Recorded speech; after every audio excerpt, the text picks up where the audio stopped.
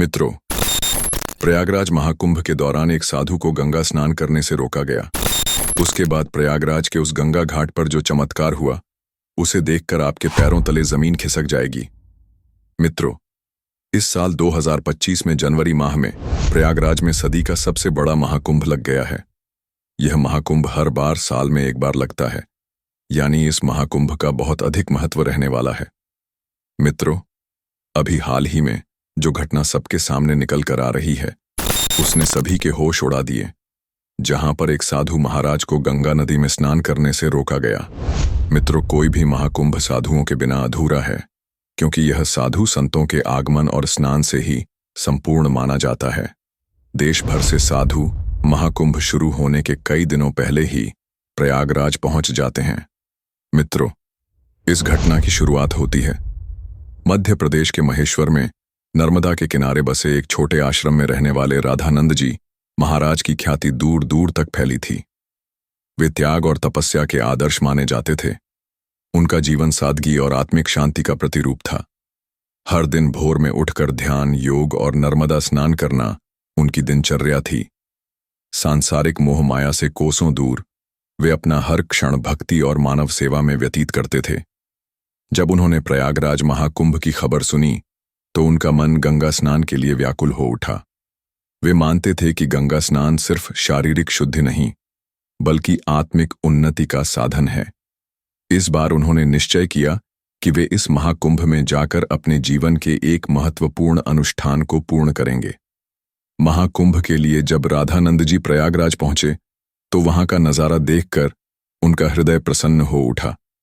चारों ओर श्रद्धालुओं की भीड़, मंदिरों से आती मंत्र ध्वनि और गंगा की पवित्र धारा के साथ भजन कीर्तन की मधुर गूंज ने उन्हें आनंद से भर दिया। उन्होंने तय किया कि अगले दिन ब्रह्म मुहूर्त में गंगा स्नान करेंगे। शहर में हर कोना आध्यात्मिकता और आस्था से ओतप्रोत था। लोग दीप जलाते, मंत्र पढ़ते और गंगा किनारे बैठकर ध्यान करते दिख रहे थे। इस दिव्य वातावरण ने राधानंद जी के मन को और अधिक शांत और स्थिर बना दिया। अगले दिन सूरज उगने से पहले ही राधानंद जी स्नान के लिए घाट पर पहुंचे। सुबह का माहौल ठंडा और शांत था। जब उन्होंने गंगा में प्रवेश करना चाहा, तो एक नगर निगम अधिकारी ने उन्हें रोक दिया। अधिकारी ने कहा, अभी घाट पर सफाई चल रही है, सुरक्षा कारणों से किसी को स्नान करने की अनुमति नहीं है। राधानंद जी ने विनम्रता से कहा, गंगा स्नान मेरे लिए मात्र एक क्रिया नहीं, बल्कि आत्मा का अनुष्ठान है। कृपया मुझे जाने दें। लेकिन अधिकारी ने सख्ती से मना कर दिया। वहां खड़े कुछ लोग भी असमंजस में थे कि आखिर साधु महाराज को स्नान करने से क्यों रोका जा रहा है। राधानंद जी बिना कुछ कहे घाट के किनारे बैठ गए। उन्होंने अपनी आंखें बंद कीं और ध्यान में लीन हो गए। उनकी शांत मुद्रा और चेहरे पर अद्भुत तेज था। वहां मौजूद कर्मचारी उनकी ओर देखकर अचंभित रह गए।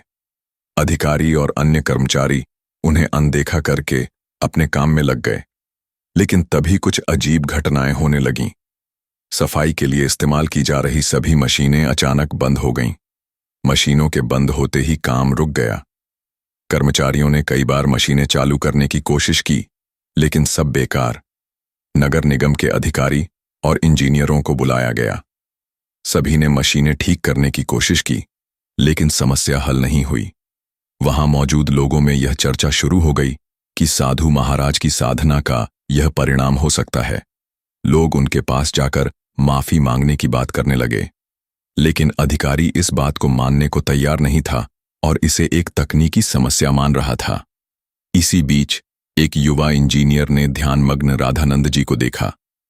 उसे याद आया कि बचपन में एक बार सांप के काटने पर इन्हीं साधु महाराज ने उसकी जान बचाई थी।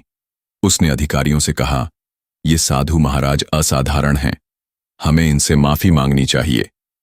इंजीनियर की बात सुनकर अधिकारी और कर्मचारियों ने आपस में सलाह की। अंत में वे राधानंद जी के पास गए और उनसे क्षमा मांगी। उन्होंने महाराज से कहा, हमें माफ कर दीजिए, हम आपके तप और श्रद्धा को समझ नहीं पाए। राधानंद जी ने अपनी साधना पूरी की और अपनी आंखें खोलीं। उन्होंने शांत स्वर में कहा, गंगा मां सभी की है, उसका आदर करना हमारा कर्तव्य है, लेकिन हमें अपने कार्यों में शुद्धता और निष्ठा रखनी चाहिए। उन्होंने गंगा में डुबकी लगाई। जैसे ही उन्होंने स्नान पूरा किया, सभी मशीनें अपने आप चालू हो गईं। यह दृश्य देखकर सभी लोग दंग रह गए। वहां उपस्थित श्रद्धालुओं की आंखों में आंसू आ गए। सभी ने गंगा मां और साधु महाराज की महिमा का गुणगान किया। घाट पर खड़े लोग राधानंद जी के चरणों में गिर गए। उन्होंने आशीर्वाद देते हुए कहा, सच्ची श्रद्धा और भक्ति ही सबसे बड़ी ताकत है, इसे कभी मत भूलो। इस घटना ने पूरे कुंभ मेले में सनसनी फैला दी। लोगों ने महसूस किया कि साधु संतों की शक्ति और उनकी तपस्या को कभी हल्के में नहीं लेना चाहिए। यह घटना भक्ति, श्रद्धा और अध्यात्म की ताकत का प्रतीक बन गई। कुंभ मेले में आए लोगों ने इस कहानी को आगे फैलाया। हर जगह राधानंद जी की तपस्या और गंगा मां की महिमा की चर्चा होने लगी। इस घटना ने यह साबित कर दिया कि जब भी सच्चे मन से प्रार्थना और भक्ति की जाती है तो चमत्कार संभव हो जाते हैं। मित्रों, इस देश का हर संत इस देश के लिए कुछ ना कुछ करता है और भक्तों को अध्यात्म के मार्ग से जोड़ता है। हमें कभी भी उनका अपमान नहीं करना चाहिए और ना ही उन्हें छोटा समझना चाहिए। इस पूरी घटना को लेकर आपके क्या विचार हैं? हमें नीचे कमेंट बॉक्स में जरूर बताइएगा। अगर वीडियो आपको पसंद आई हो तो लाइक जरूर करें। साथ ही चैनल को सब्सक्राइब करके बेल आइकॉन को प्रेस कर लें। हर महादेव।